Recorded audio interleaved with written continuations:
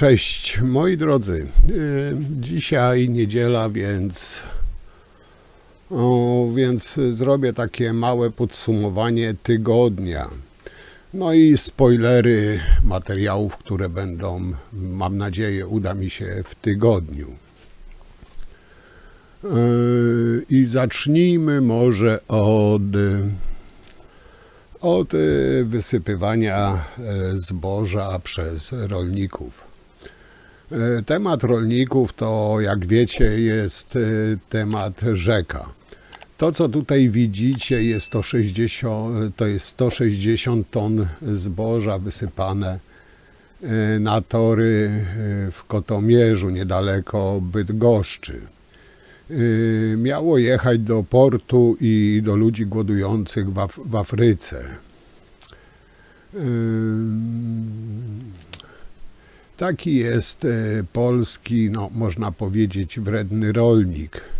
Woli wyrzucić, zniszczyć, a ludziom głodującym nie dać. Rozumiem, że tam tutaj żadne dochodzenie w Polsce nie będzie, bo no, Polacy, nic się nie stało.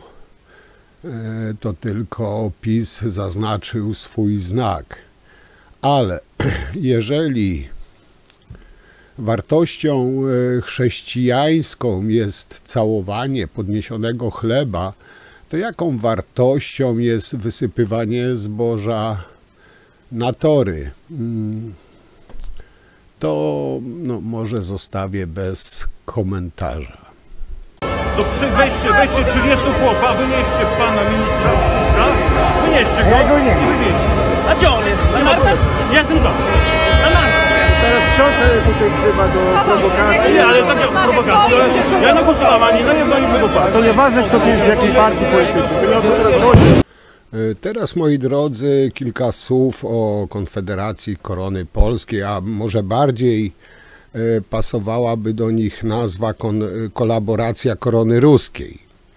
To, że ta cała Konfederacja na odległość śmierdzi ruską onucą, to każdego, kto obiektywnie i, że tak powiem, trzeźwym okiem obserwuje scenę polityczną, tutaj chyba nie muszę nikogo przekonywać. Poznajcie towarzysza Piotra Pasiniuka, zwykłego, pokojowego rolnika i miłośnika kolaboracji ruskiej. Pasiniuk protestuje na granicy polsko-ukraińskiej. Przypadkowo Pasiniuk jest też zarejestrowany w portalu społecznościowym. No ale nie mówię tu oczywiście o polskim portalu społecznościowym. Jest zarejestrowany w rosyjskim portalu społecznościowym WK Kontakte i figuruje w bazie Pacemaker jako agent rosyjskich służb specjalnych. W mediach społecznościowych Pasiniuk lubi publikować rosyjskie narracje propagandowe, nawoływać do zaprzestania wszelkiego wspierania Ukrainy. No, jest wielkim miłośnikiem, że tak powiem, atakowania Ukrainy. To, że no, nastroje antyukraińskie są jakie są, każdy ma na ten temat swoje, że tak powiem, zdanie, ale tutaj trzeba łączyć kropeczki, nie tylko patrzeć, że tak powiem, całościowo. Za wysypywanie ukraińskiego zboża pod Bydgoszczą, które jechało do portu w Gdyni,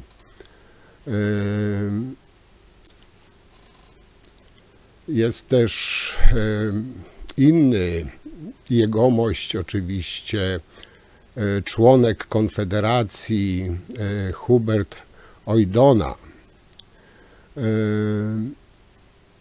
Polska policja tutaj oczywiście bada sprawę, ale zobaczcie dziwny zbieg okoliczności, że na te wszystkie ataki,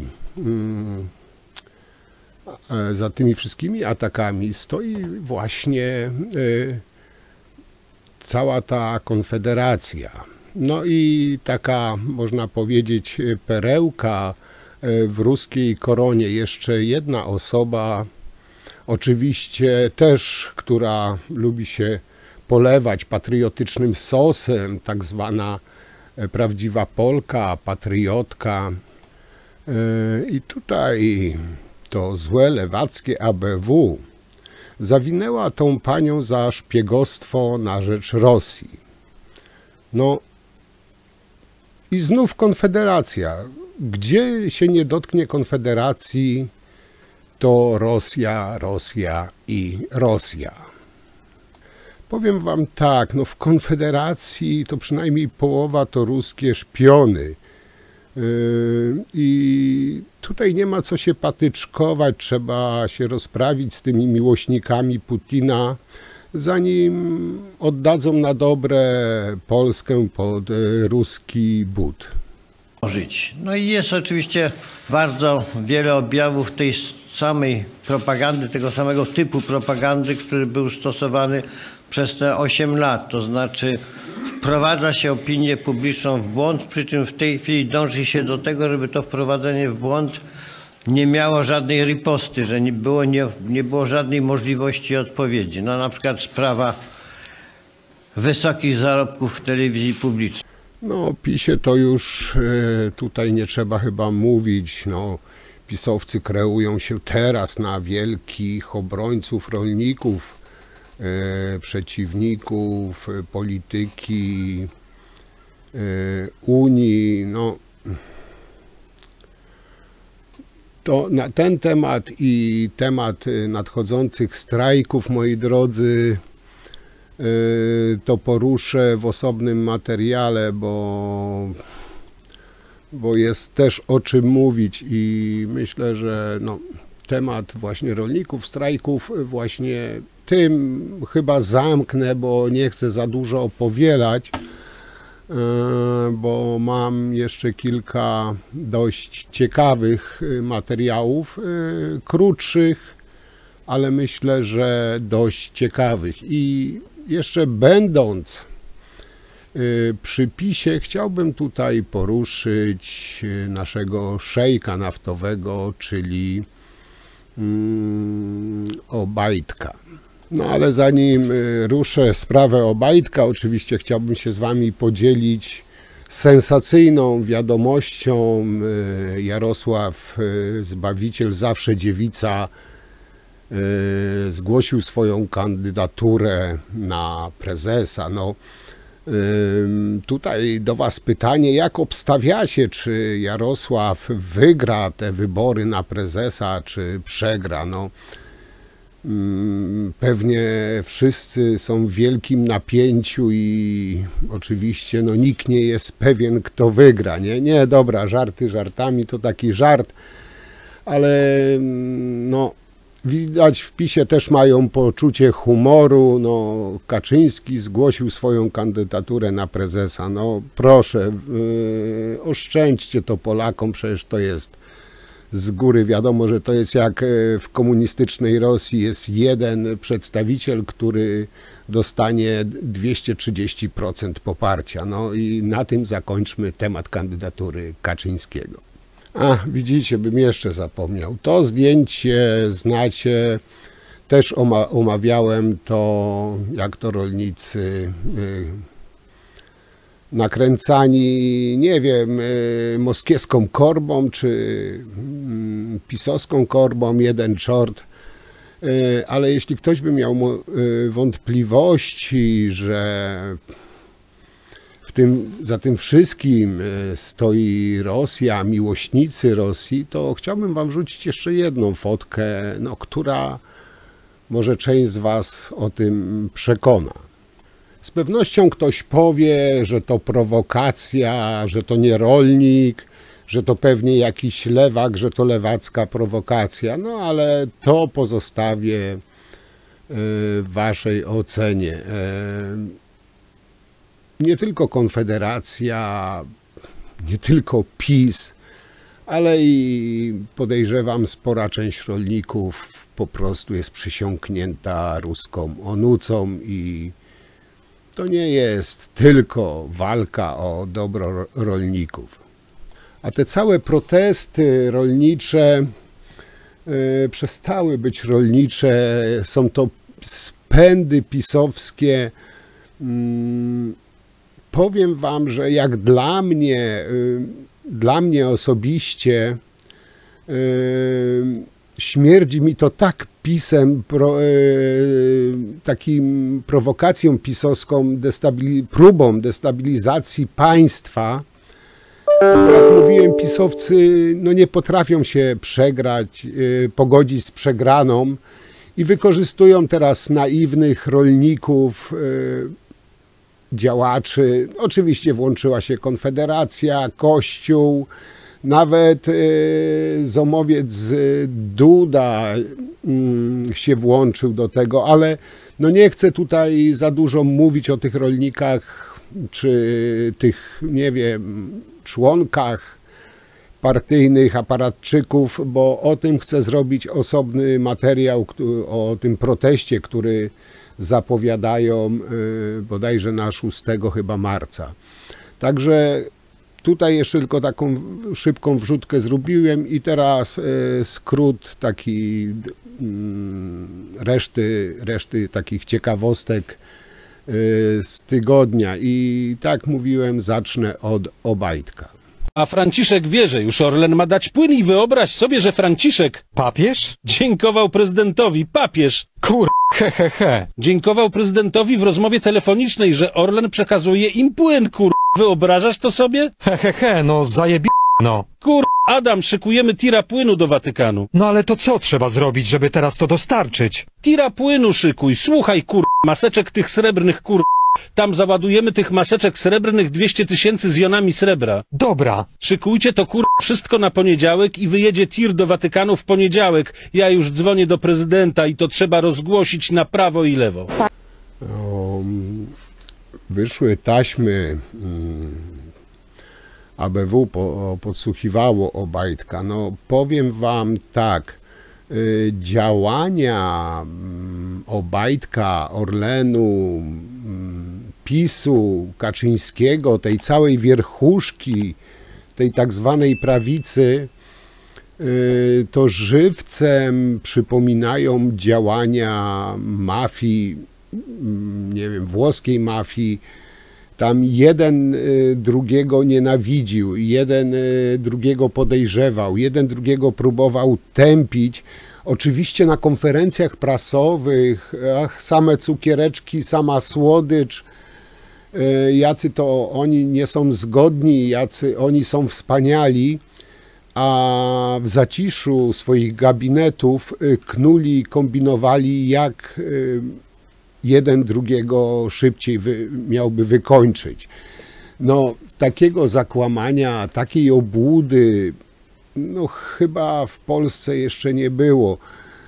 To wszystko to jedna taka wielka klika, mafia, która tak już kiedyś zresztą nieraz wam mówiłem, że jeden na drugiego jakieś trzymał haki, jeden na drugiego zbierał materiały. A naiwnym Polaczkom, mówię tu o pisowcach, wciskali tą ciemnotę, propagandę, którą ci właśnie zwolennicy PiS szczególnie tak łykali bez popitek jak młode pelikany. Och, jaki PiS wspaniały, jak PiS dba o Polaków. I teraz to wszystko właśnie wychodzi. Dlatego PiS między innymi tak się boi właśnie Bodnara, próbuje go oczernić, czy innych ludzi, którzy się zajmują teraz tą pisowską wierchuszką. Próbują na wszystkie sposoby ich oczernić, ośmieszyć. Próbują zakłócać obrady Sejmu czy obrady komisji. Dlaczego? Właśnie dlatego. I to jest taka właśnie mała namiastka tego, co tam się działo. Zresztą zobaczcie krótki materiał jeszcze. No, ale moi drodzy, propaganda musi być. Jak widzicie, Orlen to jest taki wierzchołeczek góry lodowej. Tutaj znowu wracam tak mimowoli do rolników. Chcę wam tutaj pokazać, jak nasi rolnicy dbają o nasze zdrowie. No nie musimy leków brać, bo antybiotyków w mięsie mamy pod dostatkiem. I pewnie ktoś zapyta, czemu mieszam Obajtka z rolnikami i tak dalej. Nie, ja po prostu wam pokazuję, moi drodzy, tą tępą propagandę, gdzie trzeba się przyjrzeć, porównać różne źródła, różne kanały. Przykład Obajtka, to jak powiedziałem, jest wierzchołek góry lodowej. I to, co jest pod wodą, że tak powiem, to, czego my jeszcze nie widzimy, co wam zresztą już nieraz mówiłem, to z pewnością włos na głowie się jeży. A przykład Obajtka to jest taki malusieńki tyci skraweczek tego, jak karmią nas kłamstwem, obłudą. Zresztą jeszcze jeden fragment rozmowy Obajtka wam wrzucę i przejdę do następnego tematu. No, znalazłem sposób z Jackiem Sasinem, mówię. No, robimy kalkulację. Polfat Archomin sprzedaje po 150 zł. Ale że to jest jego człowiek, to w d***ie. Rozumiesz, o co chodzi? Znalazł sobie argument, żeby mnie chcieć wykończyć, rozumiesz? Jacek mówi, my Jackowi robimy kalkulację i mu prześlemy całą kalkulację. Słuchaj też. Dobra, a ty, Adam, na Facebooku grzej, że płyn będzie po 15 zł za litr. Ale to jutro zrobimy, jutro. Najtaniej płyny w Polsce. Nie zarabiamy na Polakach napisać. Najtaniej płyny w Polsce. Napisz, trzeba to wytłumaczyć, dlaczego żeśmy to obniżyli w 2 zdaniach, że jeszcze opuścimy dodatkowo, ponieważ zmieniły się normy związane z jakością spirytusu i jeszcze raz i opuszczamy jeszcze ceny. I hasło nie łupimy Polaków na moim Twitterze i Facebooku. Potem w południe damy drugi komunikat, że obniżamy ceny paliw na stacjach, żeby pomóc Polakom i gospodarce. To będzie drugi komunikat. Trzeba zrobić tak, żeby go jeba, żeby tymi informacjami, żeby go krew zalała, żeby nie miał punktu zaczepienia do mojej osoby. Słuchaj, oni chcą mnie wykończyć teraz. Teraz kilka słów o Komisji do Spraw Wyborów Kopertowych i nominatów Ziobry, prokuratorów. Jak pewnie słyszeliście, a może nie, ta pani prokurator w ciągu 3 godzin, będąc na urlopie, umorzyła śledztwo. Prokuratorka Ziobry, Edyta Dudzińska, pod przysięgą kłamała na Komisji do Spraw Wyborów Kopertowych. O nieprawdziwe jej zeznania komisja wyłączyła przewodniczącego Jońskiego z przewodniczenia tej komisji. I tutaj powiem wam, że to właśnie, tak wspomniałem, ta pani umorzyła w 3 godziny śledztwo w sprawie wyborów, nie będąc nawet w pracy.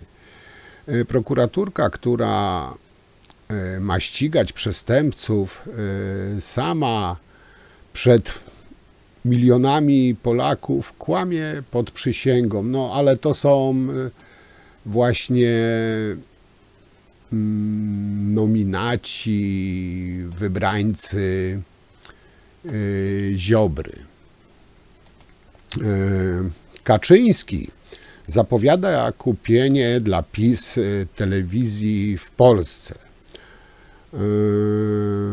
Mają to zrobić tak zwani inwestorzy węgierscy dla Kaczyńskiego. No. I ktoś powie, no co w tym takiego dziwnego, że węgierscy inwestorzy? No to pomyślcie, gdzie są pieniądze ze sprzedaży na przykład Lotosu za bezcen węgierskiemu MOL-owi i Saudi Aramco po skandalicznie zaniżonej cenie. Prezes węgierskiego MOL jest ścigany europejskim listem gończym za korupcję, ale to oczywiście pisowcom nie przeszkadza. Na Węgrzech prezes MOL jest oczywiście bezpieczny.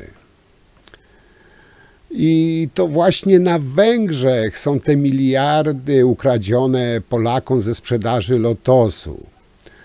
No ale nie ma prezentów od inwestorów. Może być wdzięczność i tutaj inwestorzy no, mogą pomóc Jarosławowi zrobić tą pisowską telewizję, ale mam nadzieję, że teraz ta prawdziwa prokuratura i za to się weźmie. Podobno też Kaczyński szuka w PiS-ie kandydata na prezydenta, na miejsce Dudy. No i tutaj ja bym powiedział tak, no nie musi szukać, bo ma tak naprawdę pod ręką, a raczej za plecami poseł PiS Leonard Krasulski, który strzelał do górników w 70 roku, wyrzucony z wojska za kradzież beczki spirytusu, nie mając średniego wykształcenia, bo jak mówiłem jest po podstawowej, ale ma oczywiście dyplom Collegium Human z tego pisowskiego Hogwartu dla idiotów. Od 8 lat zajmuje się lojalnie ze strzepywaniem upierzu z prezesa i jak na warunki pisowskie, na standardy pisowskie jest to po prostu idealny kandydat. No, dla PiS-u jest po prostu no, wymarzonym kandydatem na prezydenta, no nie powiem Polski, ale prezydenta PiS-u. Jak wiecie, PiS narrację ma, że koalicja Tusk to tacy prorosyjscy i tak dalej. A powiem wam, że ujęła mnie przyjaźń na przykład Fotygi i braci Kaczyńskich z Łagrowem. Fotyga potwierdziła też przecież oficjalnie w 2006 roku, że Polska zrzeka się reparacji wojennych od Niemiec. Oczywiście pisowcy w swojej standardowej amnezji o tym zapomnieli. No, ale co tu dużo mówić, trzeba po prostu przypominać. No i jeszcze jednego trupa z pisowskiej szafy chciałbym wyciągnąć. Chodzi tutaj o tego wspaniałego stratega, biznesmena Obajtka. Orlen Obajtka, żeby obniżyć ceny paliw na stacjach, oczywiście przed wyborami, żeby pokazać, jakże wspaniały jest ten prezes PiS Orlen. Przed wyborami Obajtek naruszył strategiczne rezerwy paliw przeznaczone na kryzys lub wojnę. To są rezerwy, których się po prostu nie rusza. Tym samym złamał prawo o strategicznych rezerwach państwa. No ale kto by się tam czepiał szczegółów, prawda? Mało tego, wykorzystał wojskowe cysterny MON, za które Orlen do dziś nie zapłacił. Także tak mniej więcej działał i próbuje dalej działać PiS i jego po prostu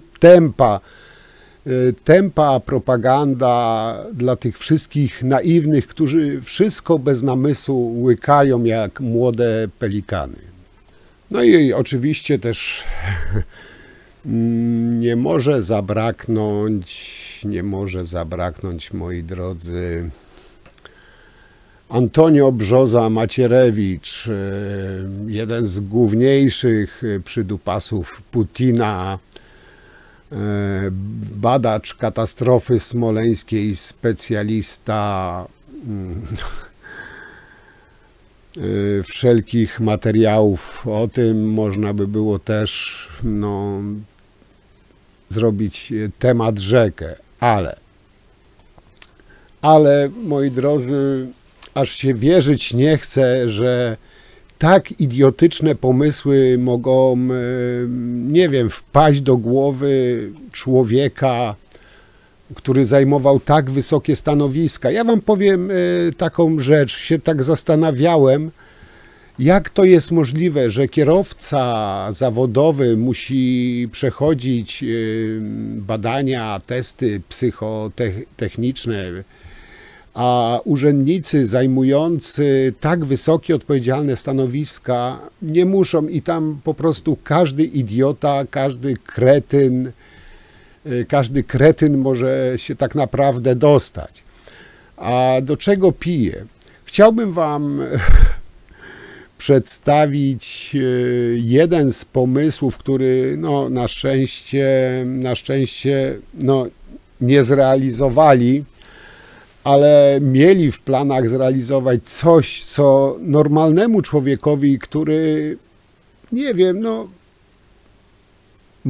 ma te przysłowiowe szare komórki i potrafi je używać, no nie przyszłoby nawet do głowy. Ja wam powiem, że ja bym w to w życiu nie uwierzył. No, jak można na tak kretyński pomysł wpaść?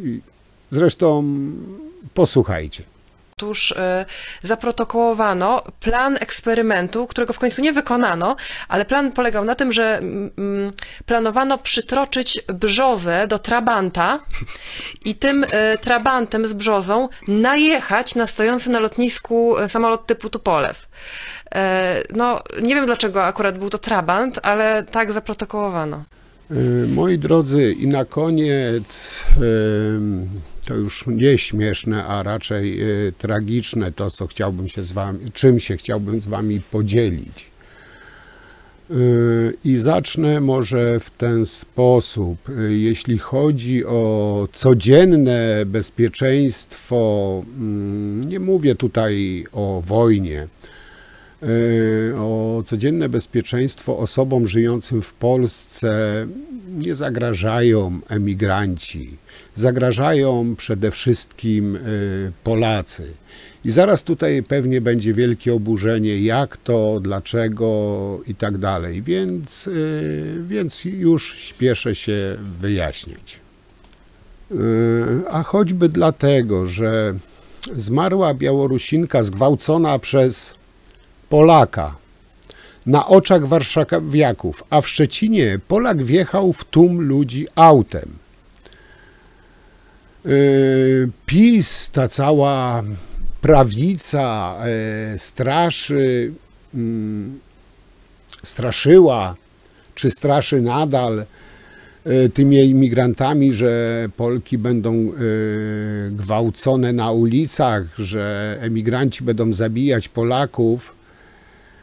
No to może teraz coś powiedzcie, czemu ta prawica, tutaj się zastanawiam tak naprawdę, czemu teraz tak nagle ta cała prawica, ci obrońcy Polek, Polaków z prawej strony tak nagle zacichli.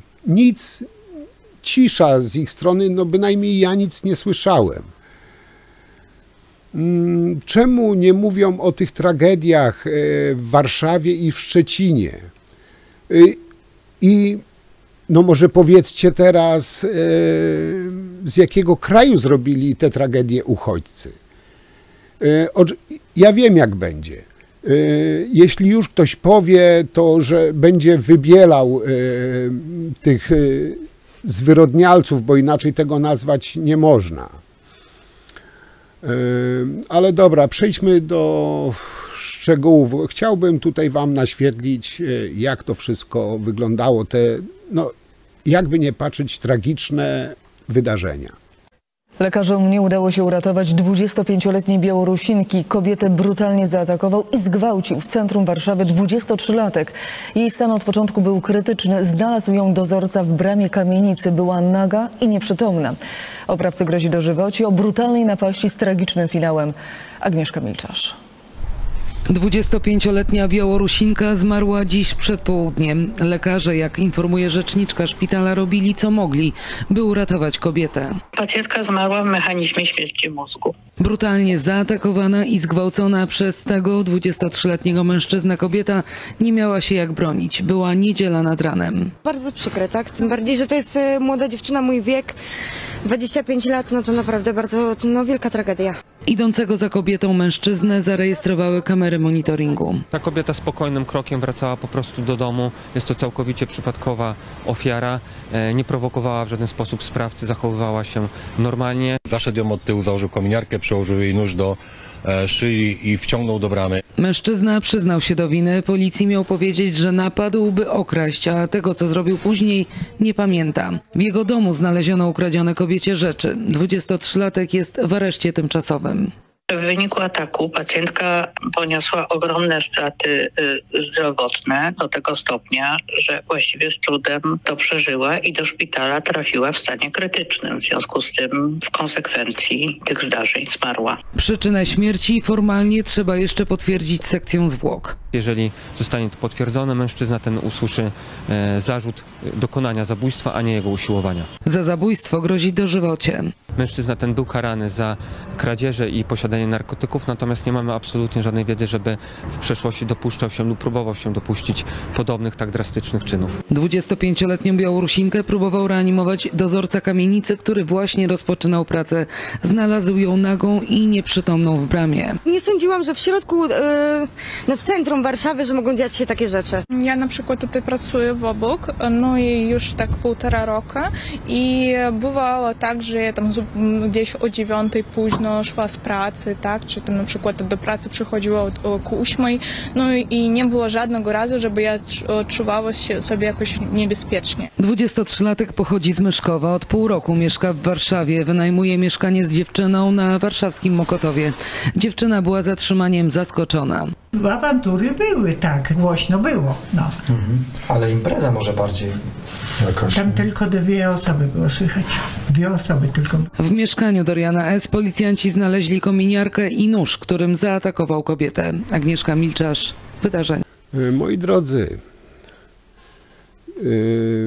tego mordu, gwałtu w centrum Warszawy nie dokonał żaden emigrant, czy też uchodźca z Afryki.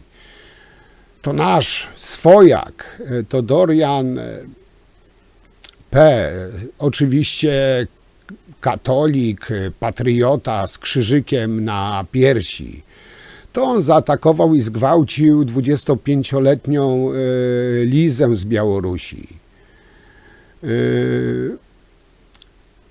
Nie wiem, krzyż mu nie pomógł, szczęść Boże, nie wiem, może się wyspowiada i po grzechu, no jak to Rydzyk mówił, no któż nie ma pokus, prawda, no zawsze można wytłumaczyć, wybielić. I co, następny gwałt, następne wybielenie, następne usprawiedliwienie. Może po prostu trzeba przede wszystkim uważać na ludzi obnoszących się z krzyżem. Powiem tak, tak sobie myślę, że za śmierć 25-letniej Lizy z Białorusi zgwałconej kilka dni temu w centrum Warszawy odpowiada nie tylko ten zwyrodnialec, ten gwałciciel. Sumienia będą drążyły dziury w żołądkach wszystkim przechodniom, którzy ten gwałt widzieli i nie zareagowali. Zobaczcie, jaka jest jebana znieczulica w tym kraju. Tutaj się Polacy mają za wielkich katolików, za patriotów i chuj wie kogo, przepraszam, że przeklinam, ale nie można tego w delikatnych słowach powiedzieć. Tą całą zbrodnię, ten gwałt tego zwyrodnialca widziało kilka osób. Nie rozumiem, jak można nie zareagować, jak można nie krzyczeć, nie narobić hałasu, nie zadzwonić po policję, nie wołać pomocy. Nie wyobrażam, jaka zjebana znieczulica jest. Ja nie mówię, żeby ktoś się na sprawcę rzucał, nie wiem, czy... Ale od czego mamy gardła? Jesteś w centrum Warszawy, wystarczy krzyczeć, wołać. Zresztą gość miał spodnie opuszczone, więc czego przechodnie się bali? Że zacznie ich gonić z tymi opuszczonymi spodniami? Tak jak mówiłem, gwałcicielem nie okazał się też żaden emigrant, którym straszono Polaków. Gwałtu i morderstwa dokonał Dorian S., Polak, katolik. Ktoś powie, nie zgwałcił i nie zamordował Polki, a Białorusinkę, emigrantkę, która przyjechała do naszego kraju, z reżimowego kraju po lepsze życie, bezpieczniejsze życie. Jak się okazało, tam chyba była bezpieczniejsza niż tutaj. I się pytam, gdzie są dzisiaj ci wszyscy tak zwani patrioci, którzy straszyli Polki gwałcicielami z Afryki, bo jakoś tak dziwnie, podejrzanie teraz milczą. Powiem wam, niedobrze mi się robi, gdy myślę o tym, czego doświadczyła ta dziewczyna, ta kobieta, przed którą było przecież całe życie.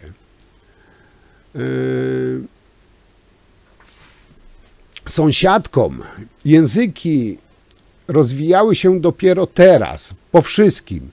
Mówią, że w mieszkaniu Doriana S. często było słychać krzyki. Teraz, kiedy 25-latka straciła życie, okazało się, że prawdopodobnie ten Dorian wszystko sobie zaplanował. Miał w domu książki o seryjnych mordercach, gwałcicielach. Jak widzicie, jest katolikiem, nosi krzyżyk na szyi. I tutaj mam pewne wątpliwości, czy kara 25 lat więzienia albo dożywocia to sprawiedliwa kara za zaplanowanie i odebranie komuś życia w tak brutalny sposób. Przypomnę, że Lizę tak pobił i dusił, że niedotlenienie mózgu po kilku dniach spowodowało śmierć tej młodej kobiety. Jeszcze raz moje pytanie, gdzie są ci wszyscy prawicowi krzykacze o emigrantach i obrońcach przed gwałtem? Powiem wam, że w głowie się nie mieści, jak część właśnie naszego społeczeństwa, tych polskich tak zwanych patriotów prawicowych, którzy 5 razy dziennie polewają się sosem patriotyzmu, mają mordy pełne pustych frazesów, ale gdy przychodzi co do czego, oni nagle milkną, ich nie ma, oni znikają. I kolejny przypadek z piątku 1 marca w Szczecinie. Też Polak, nie emigrant, nie Afrykańczyk, nie muzułmanin, dżihadzista, Polak, katolik, pewnie też patriota. Wjechał z dużą prędkością w grupę ludzi na placu Rodła. Poszkodowanych zostało 19 osób, w tym 6 dzieci. Ci prawicowi działacze też cisza, nie ma, że... może inaczej, wyobraźcie sobie, gdyby to zrobił, nie wiem, Ukrainiec, jakiś muzułmanin, czy ktokolwiek obcej nacji. Wiecie, jakie by było ujadanie, jaka by była nagonka, ale że to zrobił Polak, to cisza, Polacy, nic się nie stało, nie ma problemu. Wielu zadaje sobie pytanie, dlaczego ten mężczyzna spowodował tą katastrofę. Według nieoficjalnych ustaleń ten 33-letni sprawca tuż po zatrzymaniu przez ludzi, przez tłum, miał tłumaczyć śledczym, że wydawało mu się, że ktoś go goni. Powiem wam tak, my nie potrzebujemy wrogów, że tak powiem, z zewnątrz.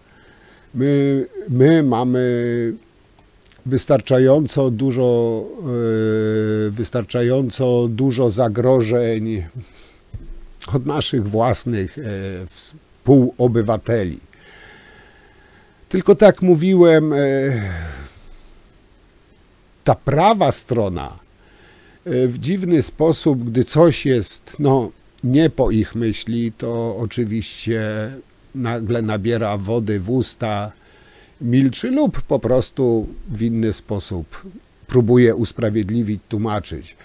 Ale najmniejsze, najdrobniejsze wykroczenie przez Ukraińca, przez innego jakiejś narodowości, to zaraz jest cała nagonka, cała seria, nie wiem, teorii spiskowych i dopowiadania, jakie to wielkie zagrożenie dla Polek i Polaków oni sprawiają. Ale tak powiedziałem, chyba największym zagrożeniem dla siebie to jesteśmy my sami. Oczywiście, jak zawsze, czekam na wasze zdanie, opinie. Cóż mogę powiedzieć? Powiem wam, że materiałów ogółem miałem więcej, ale i tak to dość długi materiał wyszedł.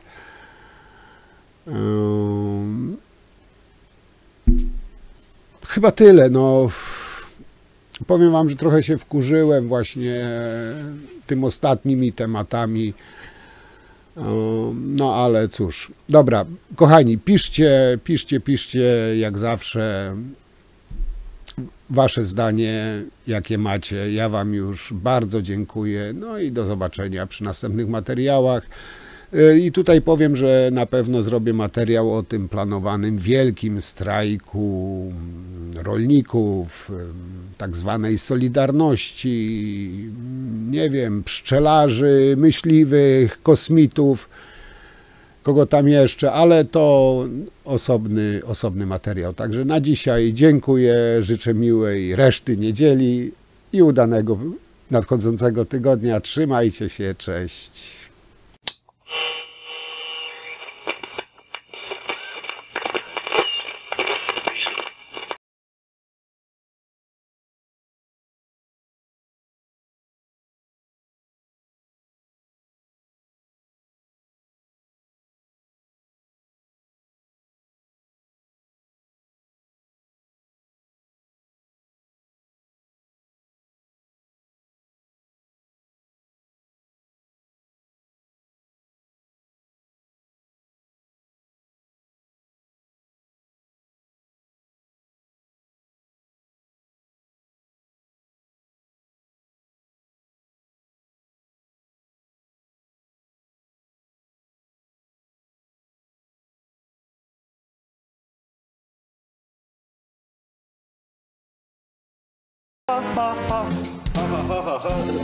Krzysztof, przepraszam. Michał.